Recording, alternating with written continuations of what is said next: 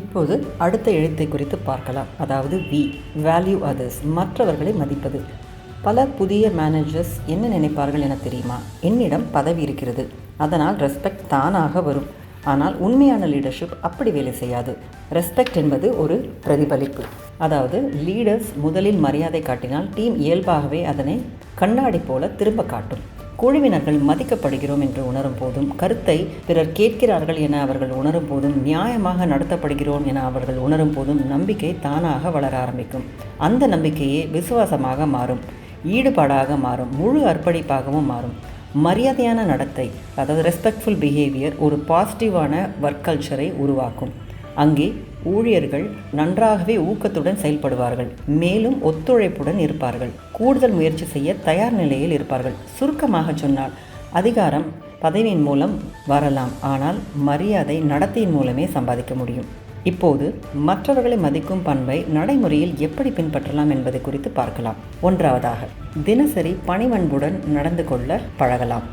அதாவது நீங்கள் நடந்து போகும்போது உங்கள் முகத்தில் ஒரு ஸ்மைல் இருக்கலாம். மற்றவர்களிடம் பேசும்போது அவர்களை கண்களை பார்த்து பேச கற்றுக்கொள்ளலாம். பிறரை பார்க்கும்போது அவர்களை அன்பாக எதிர்கொள்ளலாம். இதன் விளைவாக முதல் பார்வையில், அதாவது உங்களுடைய இம்ப்ரெஷனில் நல்ல பாசிட்டிவான விளைவு ஏற்படும். உங்கள் மீதான எண்ணம் பாசிட்டிவாக உருவாகும், நம்பிக்கை அதிகரிக்கும், மற்றவர்கள் தங்கள் மதிக்கப்படுகிறோம் என்று உணர்வார்கள். இதனால் டீமில் ஒத்துழைப்பு மற்றும் நல்லிணக்கம் ஏற்படும். இரண்டாவதாக, மரியாதையான மற்றும் தொழில்முறை வார்த்தைகளை பயன்படுத்தி பாருங்கள். அன்பாகவும் நயமாகவும் பேச கற்றுக்கொள்ளலாம். அவமதிப்பு சொல்கள், கிண்டல் பேச்சுகளை முற்றிலுமாக தவிர்க்க வேண்டும்.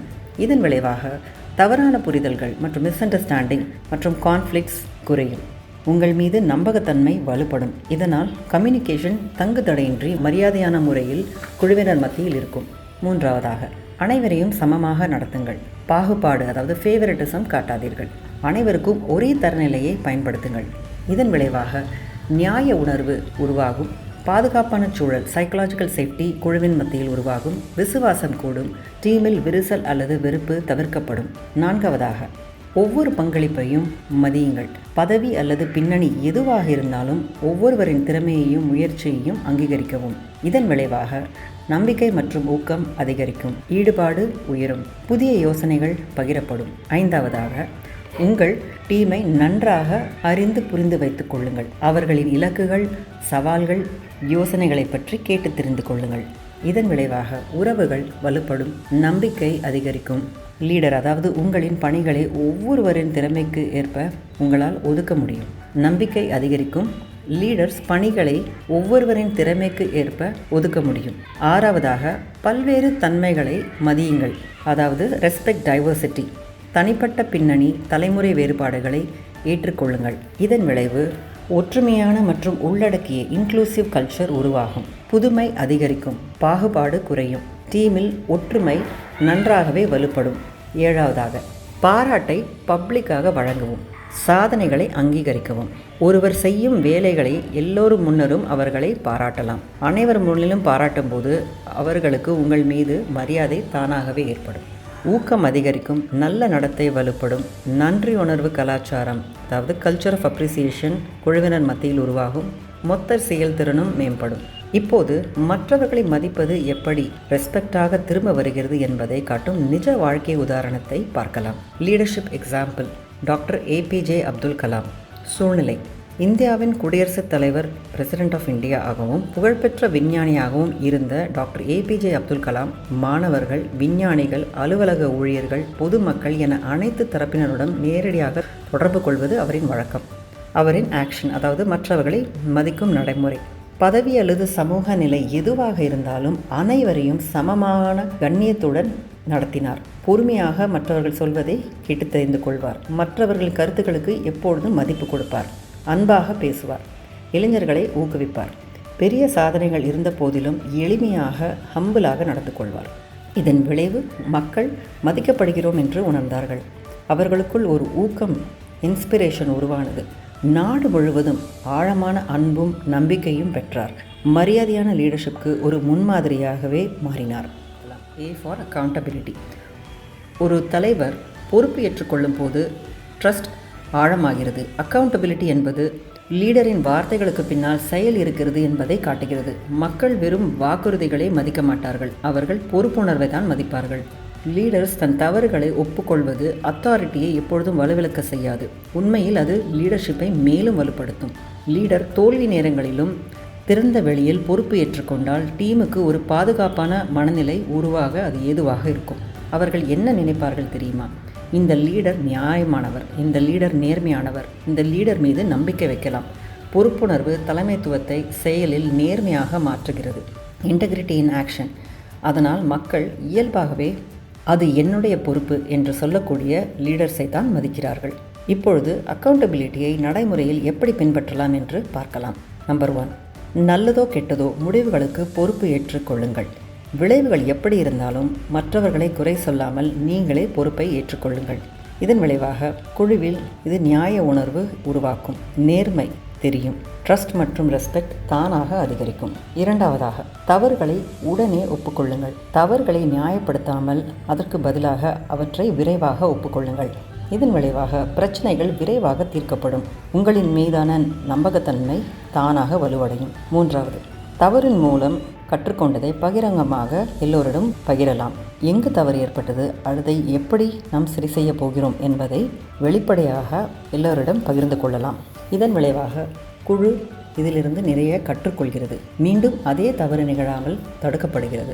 நான்காவதாக, பொறுப்புகளை வெளிப்படையான முறையில் தெரியும்படி வையுங்கள். அதாவது கொடுக்கப்பட்ட வாக்குறுதிகளை காலக்கெடுப்படி பூர்த்தி செய்ய வேண்டும். இதன் விளைவாக தலைவர்கள் நம்பகத்தன்மை உள்ளவர்களாக தோன்றுகிறார்கள்.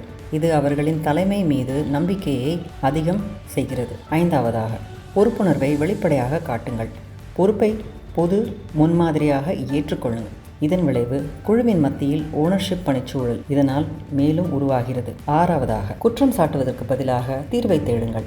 யார் தவறு செய்தார் என்பதற்கு பதிலாக இதை எப்படி சரி செய்வது என்று கேளுங்கள். இதன் விளைவாக டீமில் உற்சாகம் மேம்படும், ஒத்துழைப்பு அதிகரிக்கும், செயல்திறன் வலுப்படும். இப்போது அக்கௌண்டபிலிட்டி என்பது ரெஸ்பெக்டை உருவாக்குகிறது என்பதை காட்டும் நிஜ வாழ்க்கை உதாரணத்தை பார்க்கலாம். Leadership example mister Nandan Nilekani. சூழ்நிலை: ஆதார் திட்டத்தின் தலைவராக அவர் இருந்தபோது உலகின் மிகப்பெரிய டிஜிட்டல் அடையாள திட்டங்களில் ஒன்றை வழிநடத்தினார். அப்போது பல விமர்சனங்கள், தொழில்நுட்ப சவால்கள், தனியுரிமை குறித்த பிரச்சனைகள் ஆகியவற்றை அவர் சந்தித்தார். பொறுப்புணர்வு நடைமுறை: பிரச்சனைகளை தவிர்க்காமல் மக்கள் மத்தியில் பொதுவெளியில் அவர் பதிலளித்தார். அமைப்பில் ஏற்பட்ட குற்றங்களுக்கு அவரே தானாக பொறுப்பேற்று கொண்டார். பாதுகாப்பையும் வெளிப்படைத்தன்மையையும் மேம்படுத்த பல முயற்சிகளை மேற்கொண்டார். திருத்த நடவடிக்கைகளை விரைவாக எடுக்கப்பட்டதை உறுதி செய்து அதை தெளிவான முறையில் கம்யூனிகேட் செய்தார். இதன் விளைவாக ஆதார் மீது பொதுமக்களின் நம்பிக்கை, அதாவது பப்ளிக் கான்ஃபிடன்ஸ் அதிகரித்தது. திட்டத்தின் பரப்பளவு மற்றும் செயல்திறன் காரணமாக உலகளாவிய அங்கீகாரம் அவருக்கு இது ஏற்படுத்தி கொடுத்தது. தனது வேலையின் முழு பொறுப்புணர்வு ஏற்றுக்கொண்டு தவறுகளை சரி செய்ததற்கு அவர் மக்கள் மத்தியில் ஆழமான ரெஸ்பெக்டை பெற்றார். இப்பொழுது அடுத்த எழுத்தை பார்ப்போம். டி, டிரான்ஸ்பரன்சி, அதாவது வெளிப்படைத்தன்மை. ட்ரஸ்ட் இல்லாமல் லீடர்ஷிப் இருக்க முடியாது. டிரான்ஸ்பரன்சி அதாவது திறந்த மனப்பான்மை ஓப்பன்னஸை உருவாக்கும். ஓப்பன்னஸ் ட்ரஸ்டை உருவாக்கும். ட்ரஸ்ட் ஒரே திசையில் செயல்பட உதவும். லீடர் ஒரு முடிவின் பின்னால் உள்ள ஏன் என்பதை விளக்கினால் குழுவினர் தாங்கள் கட்டுப்படுத்தப்படுகிறோம் என்ற உணர்வின்றி அதை உற்சாகமாக பின்பற்றுவார்கள். சவால்கள் நேர்மையாக பகிரப்பட்டால் பயம் போய் தெளிவு பிறக்கும். டிரான்ஸ்பரன்சி உறுதியற்ற நிலையை குறைக்கும். வதந்திகள், குழப்பம், எதிர்ப்பு ஆகியவற்றை தடுக்கும். குழுவினர் யூகிப்பதை நிறுத்தி லீடர்ஸை நம்ப ஆரம்பிப்பார்கள். மௌனம் தேவையற்ற அனுமானங்களை உருவாக்கும். அனுமானங்கள் ரெஸ்பெக்டை அழிக்கும். அதனால் வெளிப்படையான லீடர்ஸ் நம்பகமானவர்கள், நியாயமானவர்கள், நம்பிக்கைக்குரியவர்கள் என பார்க்கப்படுகிறார்கள். அதன் மூலம் ரெஸ்பெக்ட் இயல்பாகவே கிடைக்கும். இப்பொழுது டிரான்ஸ்பரன்சியை நடைமுறையில் எப்படி பின்பற்றலாம் என்று பார்க்கலாம். தேவையான தகவலை நேரத்துக்கு பகிருங்கள். முடிவுகள், மாற்றங்கள், புதுப்பிப்புகள் குறித்த தகவல்களை மறைக்காமல் பகிர வேண்டும். இதன் விளைவு டீம் நாம் என்ற உணர்வுடன் செயல்பட ஆரம்பிப்பார்கள். இதனால் ட்ரஸ்ட் மற்றும் ரெஸ்பெக்ட் வலுப்படும். இரண்டாவதாக, பிரச்சனைகளை ஆரம்பத்திலேயே நேர்மையாக பேசிவிடுங்கள். தவறான தகவல்களை பரவுவதற்கு முன் உண்மையை தெளிவாக சொல்லுங்கள். இதன் விளைவாக ரூமர்ஸ் குறைகின்றன, நம்பகத்தன்மை வளர்க்கப்படுகிறது. இது உங்கள் நேர்மைக்கான மரியாதையை பெற்றுத்தருகிறது. மூன்றாவதாக, கேள்விகளையும் கருத்துக்களையும் வரவேற்கவும். குழு உறுப்பினர்கள் பயமின்றி கேள்வி கேட்கும் சூழலை உருவாக்குங்கள். இதன் விளைவாக திறந்த மனப்பாங்கு, அதாவது ஓப்பன்னஸ் உருவாகும். பரஸ்பர நம்பிக்கை வலுப்பட்டு உங்கள் மீதான மரியாதை ஆழமாகும். நான்காவதாக, கடினமான நேரங்களில் நேரடியாக பேசிவிடுங்கள். பின்னடைவுகள், உறுதியற்ற நிலை, கடினமான முடிவுகள் ஆகியவற்றை குழு மத்தியில் எதையும் மறைக்காமல் ஒப்புக்கொள்ளவும். இதன் விளைவாக லீடர்ஸின் துணிவு மற்றும் உண்மை நிலை வெளிப்படும். பாராட்டும் ரெஸ்பெக்டும் உங்களுக்கு குழுவின் மத்தியில் அதிகரிக்கும். ஐந்தாவதாக, தொடர்பு இடைவெளிகளை, அதாவது கம்யூனிகேஷன் கேப்ஸை குறையுங்கள். பின்னூட்டம், அதாவது ஃபாலோ அப் மற்றும் அப்டேட்ஸை தொடர்ந்து வழங்குங்கள். இதன் விளைவாக குழப்பம் மற்றும் உறுதியற்ற நிலை குழுவின் மத்தியில் நன்றாகவே குறையும். லீடர்ஸ் மீது நம்பிக்கை மற்றும் மரியாதை வலுப்படும். இப்போது டிரான்ஸ்பரன்சி எப்படி ரெஸ்பெக்டை உருவாக்குகிறது என்பதை காட்டும் நிஜ வாழ்க்கை உதாரணத்தை பார்க்கலாம். Leadership example, mister Satya Nadella. சூழ்நிலை: சத்யா நாடல்லா மைக்ரோசாஃப்ட் நிறுவனத்தின் CEO ஆக பொறுப்பேற்ற போது அந்த நிறுவனம் உள்ளக பிரிவினைகள், அதாவது இன்டர்நெட் சிலோஸ் மற்றும் புதுமை குறைவு போன்ற சவால்களை சந்தித்துக் கொண்டிருந்தது. அவருடைய ஆக்ஷன், அதாவது அவருடைய வெளிப்படைத்தன்மை நடைமுறை, மைக்ரோசாஃப்ட் எதிர்கொண்ட சவால்கள் மற்றும் பண்பாட்டு பிரச்சனைகளை ஊழியர்களுடன் திறந்த வெளியில் பகிர்ந்தார். நிறுவனத்தின் புதிய பார்வை, அதாவது அவருடைய விஷன் மற்றும் திட்டமிடலை தெளிவாக விளக்கினார். அனைத்து நிலைகளிலும் நேர்மையான உரையாடலையும் திறந்த பின்னூட்டத்தையும் ஊக்குவித்தார். இதன் விளைவாக ஊழியர்கள் லீடர்ஷிப் மீது நம்பிக்கை வைக்க ஆரம்பித்தார்கள். மாற்றங்களில் நாமும் பங்கேற்கிறோம் என்று உணர ஆரம்பித்தார்கள். ஒத்துழைப்பு மேம்பட்டது, புதுமை அதிகரித்தது. மைக்ரோசாஃப்ட் மீண்டும் சந்தை முன்னிலை மற்றும் வலுவான வளர்ச்சி அடைந்தது. இப்பொழுது கடைசி எழுத்தை குறித்து பார்ப்போம். அதாவது எக்ஸ்பர்டீஸ். திறமை, அதாவது காம்பிடன்ஸ் தான் ரெஸ்பெக்டின் அடித்தளம். குழுவினர் உங்கள் பதவியை பின்பற்றலாம், ஆனால் அவர்கள் உண்மையாக மதிப்பது உங்கள் திறமையை தான். ஒரு லீடர் ஆழமான அறிவு, நியாயமான தீர்மான திறன், உண்மையான திறன்கள் இவற்றை வெளிப்படுத்தினால் டீம் அவரது முடிவுகளை நம்ப ஆரம்பிக்கும். அவர்கள் என்ன நினைப்பார்கள் தெரியுமா? இந்த லீடரின் வழிகாட்டுதல் நம்மை வெற்றிக்கு கொண்டு செல்லும். அந்த நம்பிக்கை பாதுகாப்பு உணர்வை உருவாக்கும், சந்தேகத்தை குறைக்கும், வெறும் கீழ்ப்படிதலை உண்மையான அர்ப்பணிப்பாக மாற்றும். மாறாக, லீடருக்கு திறமை இல்லையெனில் எவ்வளவு பெரிய டைட்டிலாக இருந்தாலும் ரெஸ்பெக்ட் நீடிக்காது. ஊழியர்கள் அடிபணியலாம், ஆனால் அவர்கள் உங்களை நம்ப மாட்டார்கள். நம்பிக்கை இல்லையெனில் உண்மையான ரெஸ்பெக்ட் அங்கு இருக்காது. இப்போது எக்ஸ்பர்டீஸை மேம்படுத்த நடைமுறையில் என்ன செய்யலாம் என்று பார்க்கலாம். 1. உங்கள் திறன்களை தொடர்ந்து மேம்படுத்துங்கள். உங்கள் துறை, லீடர்ஷிப் முறைகள், டீம் நடத்தை போன்றவற்றை குறித்து கற்றுக்கொள்ள நேரம் ஒதுக்குங்கள். இதனால் லீடரின் வளர்ச்சி மனப்பாங்கு, அதாவது growth mindset குழுவினருக்கு தெரிய வரும். ட்ரஸ்ட் மற்றும் ரெஸ்பெக்ட் அதிகரிக்கும். 2. முக்கிய முடிவுகள் எடுக்கும் முன் தயார் செய்யவும். ஆதாரங்களை சேகரியுங்கள்,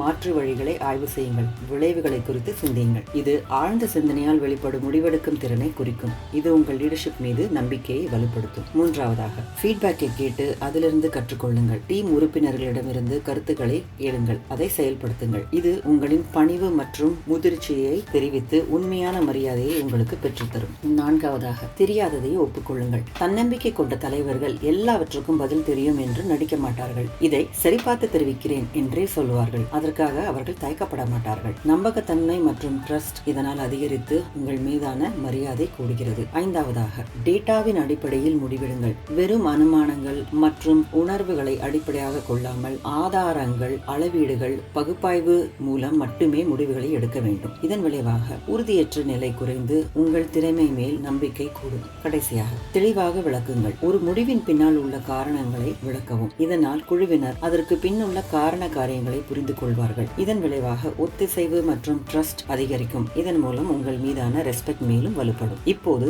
எக்ஸ்பர்டீஸ் எப்படி ரெஸ்பெக்டை உருவாக்குகிறது என்பதை காட்டும் நிஜ வாழ்க்கை உதாரணத்தை பார்க்கலாம். மிஸ்ஸஸ் இந்திரா நூயி. சூழ்நிலை: பெப்சிகோ நிறுவனத்தின் CEO ஆக இருந்த போது இந்திரா நூயி உலகளாவிய விரிவாக்கம் மற்றும் கடுமையான சந்தை போட்டி ஆகியவற்றை எதிர்கொண்டார்.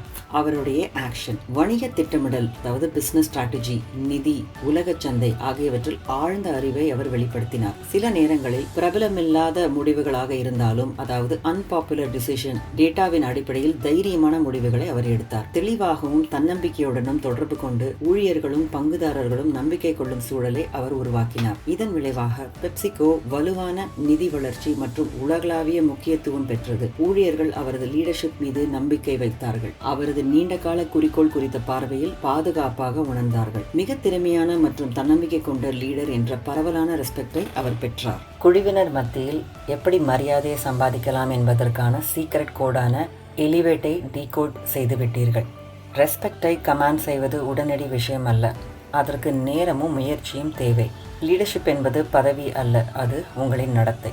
நீங்கள் மற்றவர்களை மதிப்பதன் மூலம், முன்மாதிரியாக நடப்பதன் மூலம், வெளிப்படைத்தன்மையை கடைபிடிப்பதன் மூலம், உங்கள் செயல்படுத்தும் திறமை மூலம், திறமையை வலுப்படுத்துவதன் மூலம், பொறுப்புணர்வை காட்டுவதன் மூலம் நீங்கள் ரெஸ்பெக்டை கேட்க வேண்டியதில்லை. நீங்கள் அதை தானாகவே பெறுவீர்கள். இந்த பதிவு உங்களுக்கு பொருத்தமாக இருந்தால் உங்கள் கருத்துக்களை பகிருங்கள். எங்கள் தலைமைத்துவ தொடர்களில் மேலும் பயனுள்ள கருத்துக்களை பெற லைக், ஷேர், சப்ஸ்கிரைப் செய்ய மறக்காதீர்கள். உங்கள் லீடர்ஷிப் பயணம் மென்மேலும் வெற்றிகரமாக அமைய என்னுடைய வாழ்த்துக்கள்.